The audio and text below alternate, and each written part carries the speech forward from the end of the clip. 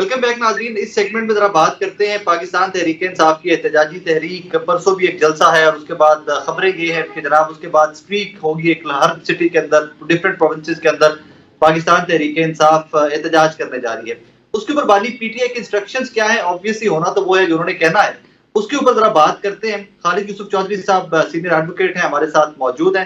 خالد صاحب السلام علیکم سر. جی وعلیکم السلام.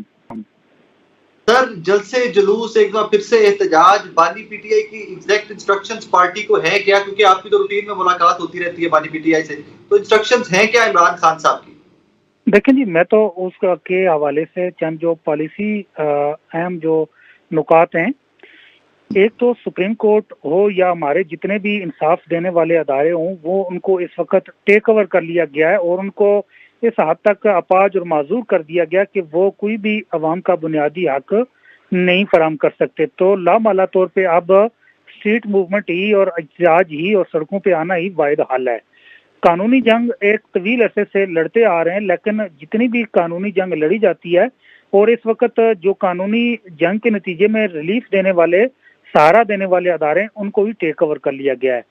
تو پاکستان کے عوام جو ہے اور بھرپور طریقے سے اس بار نکلنا ہے اور اسٹریٹ موومنٹ جو ہے وہ اس کی باقاعدہ طور پہ جو ہے وہ کال جو ہے وہ ہوگی اور باقاعدہ طور پہ آپ نکلیں گے. خالد بھائی، کیا اس کو میں سمجھوں کہ یہ لاسٹ کال ہے پاکستان تحریک انصاف کی کہ اب واپسی نہیں ہے، اب جلسے جلوسی کرنے ہیں، اب ہمارے پاس نیگوشیشن یا مذاکرات کی کہانی بھی نکل گئی، اب ہم نے صرف جو بھی معاملہ ہے، جو بھی معاملات طے کرنے ہیں وہ سڑکوں پہ کرنے ہیں؟ دیکھیں جی، عوام نے 8 فروری کو فیصلہ دے دیا تھا اور اس کو ہی تسلیم کر لیا جاتا تو یہ عوام سے مذاکرات کا کامیاب ہونے کا ایک ثبوت ہوتا. لیکن جس طرح 8 فروری کے مینڈیٹ پہ ڈاکہ ڈالا گیا، آئینی ترامیم کی گئی، قوانین منظور کیے گئے، عوام کا حق حکمرانی چھین لیا گیا، اس کے بعد اب کوئی راستہ رہا نہیں ہے کہ سوائے سڑکوں پہ نکلنے کے. آپ دیکھیں، یا تو کوئی گنجائش ہو، کہیں چھوڑی ہو قانونی طور پہ، آئینی طور پہ، وہ تمام کی تمام راستے ہی بند کر دیے گئے عوام کے لیے بھی، پاکستان تحریک انصاف کے لیے بھی، کہ وہ کسی بھی قانونی فورم پہ جا کے وہ لڑے. ایون سلمان اکرم راجہ صاحب کا بیان تو آپ کے سامنے، انہوں نے خود کہا، اتنے سب سے سینئر لائر ہیں پاکستان کے، انہوں نے کہا کہ میری ساری عمر عدالتوں کے اندر گزری ہے، لیکن میں بھی اب سمجھتا ہوں کہ سڑکوں پہ آئے بغیر کوئی چارہ نہیں ہے. یہی ہمارا پالیسی بیان ہے اس حوالے سے. عمران خان صاحب سے آپ کی روٹین میں ملاقات ہوتی رہتی ہے. خان صاحب کے ہائی اسپرٹس میں ہے کہ اب احتجاج ہی جو ہے لا سولوشن ہے اور اسی کی طرف ہم نے جانا ہے؟ دیکھیں، خان صاحب تو بالکل، ان کو ایک مہینہ ان کو قید تنہائی میں رکھا گیا، لیکن وہ اپنی اسی طرح اسپرٹ کے اندر موجود ہیں، اسی طرح اپنے عزم اور جذبے کی طرح موجود ہیں جیسے وہ زمان پارک یا بنی گالا کے اندر ہوا کرتے تھے. تو ان کا جذبہ اسی طرح موجود ہے، چونکہ عوام ان کے ساتھ کھڑی ہے، عوام ان کے ساتھ کنیکٹ ہے اور وہ اپنی عوام کے ساتھ کنیکٹ ہیں. اور جو مایوسی اور اس طرح کی کوئی بھی بات ہے، اس پہ خان صاحب نے بالکل واضح ایک بات کہی ہے. ملک سے باہر جانے کے حوالے سے بھی یہ جو آج کل باتیں کی جا رہی ہیں، ان کا میرا جینا اور مرنا پاکستان کے ساتھ ہے، میں پاکستان کو چھوڑ کے ایک لمحے کے لیے بھی باہر نہیں جاؤں گا. اور مطالبہ بھی کیا ہے کہ میرا نام ECL پہ ڈال دیا جائے. تو یہ مطالبہ اسی شخص کی طرف سے آ سکتا ہے کہ جو اپنے ملک کے ساتھ جینے اور مرنے کا عزم کر چکا ہو اور آخری دم تک کھڑا ہو، جس کا حوصلہ بلند ہو. جو لوگ مایوس ہو جاتے ہیں، ہمت ہار جاتے ہیں، وہ اس طرح کی بات یا اس طرح کا کبھی بھی بیان وہ نہیں دیا کرتے. خالد بھی یہ بھی بتائیے گا کہ آپ کے ورکر جو ہیں پاکستان تحریک انصاف کے، انہوں نے تو عمران خان صاحب کی رہائی کے لیے تمام تر امیدیں یا زیادہ تر امیدیں امریکی صدارتی الیکشن کے ساتھ باندھ لی ہیں. کیا عمران خان صاحب نے بھی ڈونلڈ ٹرمپ کی جیت اور اس بارے میں کوئی بات کی ہے؟ دیکھیں جی، انہوں نے ٹرمپ کی جیت کے اوپر ان کو مبارکباد پیش کی ہے. بنیادی طور پہ ٹرمپ کا جو ایک ایرا تھا، وہ آپ اس کو اس اینگل میں دیکھ لیں کہ بہت سے حوالوں سے اس نے بھی ایک وہاں کا جو جابرانہ نظام تھا اس کے خلاف لڑ کے کامیابی حاصل کی ہے. اور یہ بنیادی طور پہ وہاں امریکی عوام کی کامیابی ہے. تو اس پہ انہوں نے مبارکباد پیش کی ہے. لیکن جہاں تک یہ جو کسی اسٹیٹس کے انٹرنل میٹرز ہوتے ہیں، اس کے اوپر اس طرح کی جو معاملات جو اس طرح کی عالمی تبدیلیاں ہوتی ہیں، وہ اتنا افیکٹ نہیں کرتی. میں دوبارہ سے سوال کروں گا یہی، کیا بانی پی ٹی آئی جناب عمران خان صاحب بھی ہوپ فل ہیں کہ اب چیزیں بہتر ہو جائیں گی ڈونلڈ ٹرمپ کی آنے کے بعد؟ نہیں، انہوں نے کہا کہ میں اپنی جنگ خود لڑ کے باہر آؤں گا.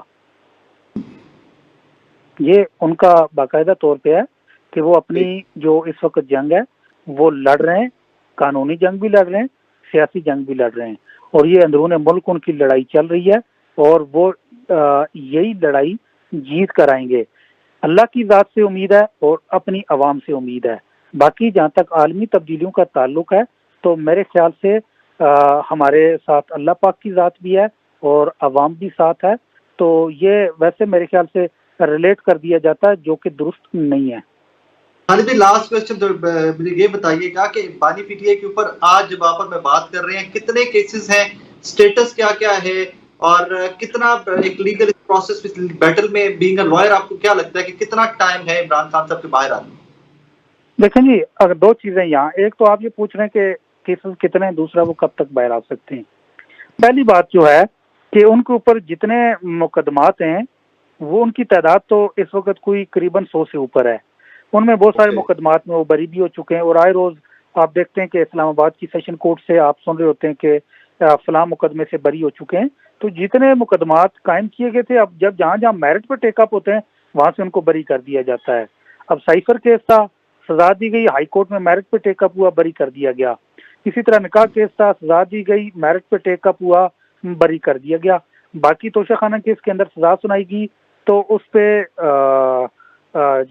اپیل میں گئے تو ضمانت ہوگی. اسی طرح باقی مقدمات کے اندر کہیں بھی کوئی بھی کیس ایسا نہیں ہے کہ جس کے اندر ان کو جیل میں زیادہ دیر رکھا جا سکے. اگر آپ میرا لیگل اوپینین لیں, ان کے کیسز جتنے بھی ہیں ان کی بنیاد پہ اگر ہم کوئی رائے قائم کرنا چاہیں لیگل اوپینین, تو میں یہ کہتا ہوں کہ خان صاحب کو جیل میں ہونا ہی نہیں چاہیے, کیونکہ ان کے اوپر کوئی کیس سرے سے بنتا ہی نہیں ہے, ان کا رول کہیں قائم ہوتا ہی نہیں ہے, کوئی کرمنل ایکٹ ان کے بیاف پہ ہوا ہی کبھی نہیں ہے, تو کیس بنتا نہیں ہے. لیکن چونکہ ان کو جیل میں رکھنا ہے تو اس طرح کا کوئی نہ کوئی قانونی جواز گڑھ کے رکھا گیا تاکہ ان کو زیادہ دیر تک جیل میں رکھ کے اپنے مقاصد حاصل کیے جا سکیں. ابھی ریسنٹلی سلمان صفدر صاحب کی اسٹیٹمنٹ تھی نا کہ نومبر میں ہی عمران خان صاحب رہا ہو جائیں گے یا کیسز ان کے ضمانتی ہو دیکھیں, جائیں جس گے. طرح ابھی عدالتوں کے اندر جس طرح کیس چل رہے ہیں اور جس طرح ان کے اوپر اب ہائی کورٹ کے اندر یا ٹرائل کورٹس کے اندر جو ہمارے کیسز ہیں, جو فیکچوئل ان کی پوزیشن ہے اس کے مطابق ان کو بری ہو جانا چاہیے, ان کی ضمانت منظور ہو جانی چاہیے. Thank you very much, thank you Khalid صاحب. ناظرین, آج کا شو آپ نے دیکھا, اس دعا کے لیے ایک چیز تو سب سے پہلے میں ریمائنڈر پھر دیتا جاؤں کہ لاہور کے باسی, لاہور کے ارد گرد کے اطراف کے لوگ جو ہیں پلیز پلانٹیشن کیجئے, گیس گزنگ گاڑیاں استعمال مت کیجئے. اسماگ ایک اتنی بڑی آفت بنتی جا رہی ہے, اور یہ صرف لاہور یا اس کے اطراف پنجاب کے اس کارنر میں نہیں رہے گی.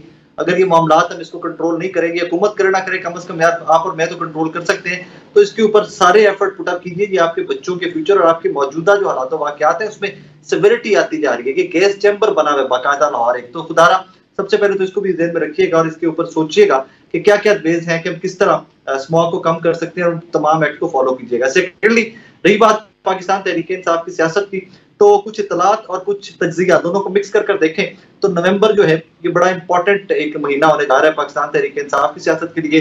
اور آبویسلی جب اپوزیشن کی پالیٹکس کے لیے کوئی مہینہ یا وقت امپورٹنٹ ہے تو وہی گورنمنٹ کے لیے بھی بہت سارے ریڈ سگنلز کے بہت سارے اس طرح کے پوائنٹس آ جاتے ہیں کہ جہاں پر بھی گورنمنٹ بھی پریشان ہوتی ہے. بہرحال ایونچولی ہو صرف وہ کہ جو آپ کے میرے ملک کے لیے, آپ کے میرے لیے بہتر ہے. اسی دعا کے ساتھ کہ اللہ پاک ترقی کرے اور امن رہے, انشاءاللہ ہم پروگریس کریں. آج کے شو سے اجازت دیجیے, اپنا بہت سارا خیال رکھیے گا. اللہ حافظ.